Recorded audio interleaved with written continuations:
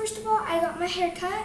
Second of all, if I sound a little stuffed up, I just got my tonsils and adenoids taken out. So if I talk a little bit too low or something, just know that I just got my tonsils out and my adenoids. So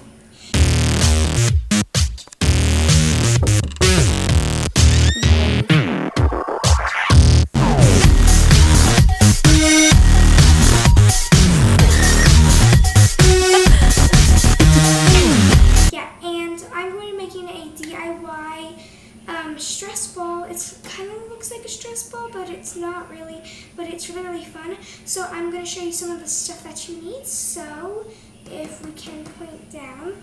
Okay, so first what you're going to need is you're going to need Crayola air dry clay. And it won't actually dry. It'll just be like really, really soft. And then you're going to need some type of sponge. I'm using a double Scotch-Brite thing, but it's going to look like this. Well, you could use a sponge like this, but it's kind of hard to cut it. So I cut off this part, and okay, you also need scissors, and then you'll need some type of paint. I have a bunch of paint over here, and then I have some little markers and everything. So you can use whatever you want, and you're going to need a peanut butter jar just to trace it. So first you're going to take your sponge or whatever you have, and you're going to take maybe a pencil, or like I'm using a Sharpie, and you're just going to trace a circle all around.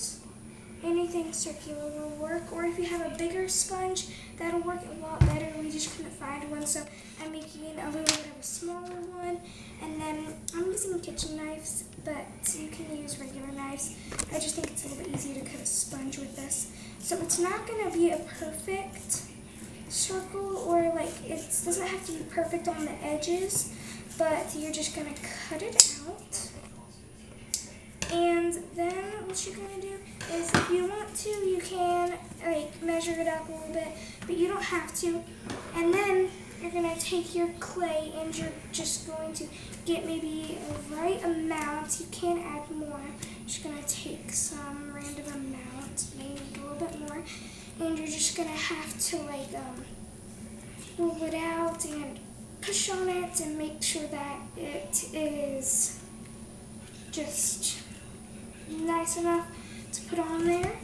And then you're going to put it on there, and then you're just going to kind of overlap it with this.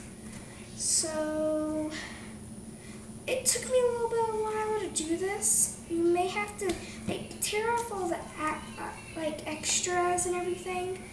So it may take a little while to do this, but it's kind of hard. But once you've got it, let's just say, okay, I'm not going to do this perfectly. I'm just going to randomly just do this. But once you've got it, I'm not going to really do it, but say that I got it. It takes a little while. But then you're going to, if you're using a paint, then you're going to get a little water cup and a paintbrush. But if you're using markers, I have these little Crayola, like, water stuff things. They're like little things, and they're like great. They're really, really cool. They're washable. So I'm going to use paint. I'm going to do a panda, because if you don't know me, I am literally obsessed with pandas. So then you also are going to need some white. So there's a little bit on there. There's a little bit on there. I had to use my Sharpie for some of this, because I just think it's a little bit easier. But I don't know if you can see this very well, but I'm just using these two Crayola paints. And then I'm just going to get a regular thing. I'm not going to actually do it on a sponge, but like I said, take your time with this, but I don't have a lot of time. And then I'm just going to do this on an extra sponge, because I don't have a paper towel, but you'll probably need one. And so to do my little itty bitty panda face, I'm going to make the little itty bitty nose.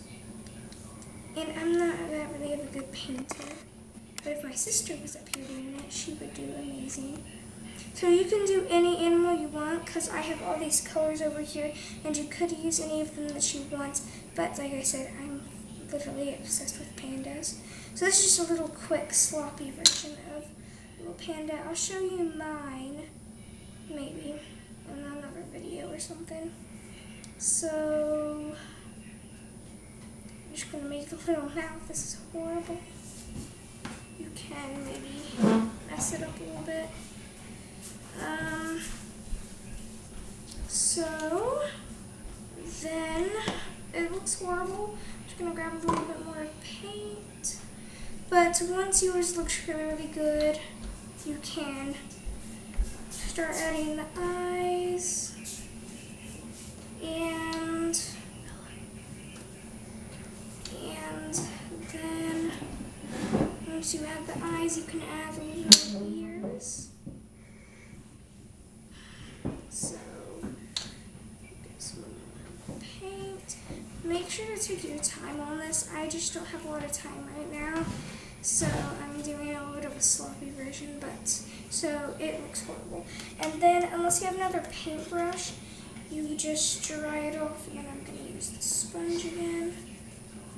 And then you're going to take the little white, and you're just going to put some right here.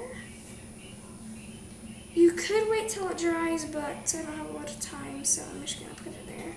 Or you could form the ears around the clay, or do whatever you want. So this isn't sponsored or anything, but I got this off of Hello Muffy, so you can go and watch her. She has a lot of DIY, so this is just a little DIY thing. And they're going to let it dry for a couple hours, or I let mine dry for a day, and I'm going to show you mine. Okay, so this is how mine turned out.